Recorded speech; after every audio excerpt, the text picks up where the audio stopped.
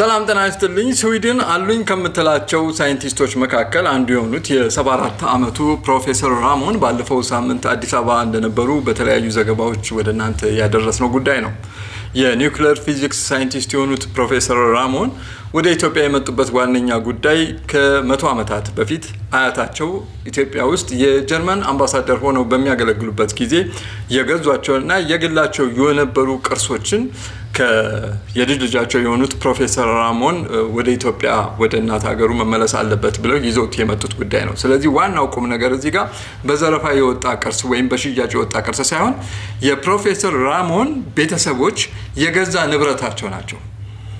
ወደ መጀመሪያ ወደ ጀርመን ሄዱ። ከዛ በኋላ እንደውም ወደ ስዊድን የገቡት ፕሮፌሰር ራሞን በልጅነታቸው ነው ከእናታቸው ጋር ወደ ስዊድን የሄዱትና እዛ ነው እነዚህ ቅርሶች የነበሩት እና በባለቤታቸው ጉትጎታ ነው እነዚህ ቅርሶች ወደ ቤተሰቦቻቸው ወደ ሀገራቸው መመለስ አለበት ብለው እንዲመለስ ያደረጉትና ፕሮፌሰር ራሞን አዲስ አበባ በነበራቸው ቆይታ እንግዲህ ይዘውት ከመጡት እነዚህ ቅርሶች መካከል አንደኛው በኢትዮጵያ ኦርቶዶክስ እምነት ተከታዮች አጠራር መሰረት የቅዱስ ሚካኤል ምስለ አድህኖ አንደኛው ነው። ጋሻዎች አሉ፣ የተለያዩ አክሊሎች አሉ። እነዚህ ደግሞ አንዳንዶቹ ቀዳማዊ ኃይለ ሥላሴ ለአያቶቻቸው በስጦታ መልክ ያበረከቱላቸው እና የግል ንብረታቸው ናቸው። እነዚህን ሁሉ ነው የመለሱት። ከዛ በኋላ እኒህ ታላቅ ምሁር ቡልጋሪያ ማዞሪያ አካባቢ በሚገኘው የአፍሪካ ህብረት ቅዱስ ሚካኤል ቤተክርስቲያንም የንግስ ዕለት መተው እንደነበረ ነግሬያቸዋለሁ። ከዛ በኋላ እንግዲህ ከፕሮፌሰር ወይም ከዶክተር አሉላ ፓንክረስት ጋር ልዩ ጊዜም ነበራቸው። እኔም በዛውም ሰበብ ምሳ ተጋብዣለሁ፣ አብረን ቆይታ ነበረንና ሰውየው በሀገራቸው ላይ በጣም የተከበሩ የታፈሩ ምሁር ናቸው፣ ተደማጭ ናቸው። በተቋማቸው ውስጥም እስከ ዳይሬክተር ሆነው እስከ መስራት ድረስ ያገለገሉ በስዊድን ውስጥ ታላቅ ምሁር ናቸውና ኢትዮጵያ ውስጥ ግን እንደማንኛውም ሰው ነበር ሲንቀሳቀሱ የነበረው። እኛ ግን ያው ሰውየውም የከፈሉትን ዋጋ እናውቃለን። እንደገና እንግዳም ተቀባይ ነን።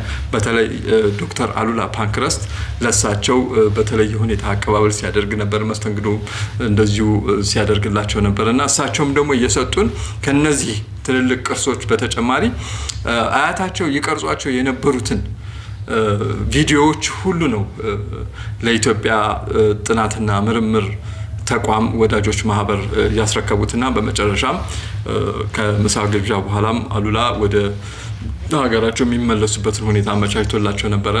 ፕሮፌሰር ራሞን ኢትዮጵያ ውስጥ ስለነበሩት ቆይታ በዚህ አጋጣሚ እጅግ አድርገን ማመስገን እንፈልጋለን።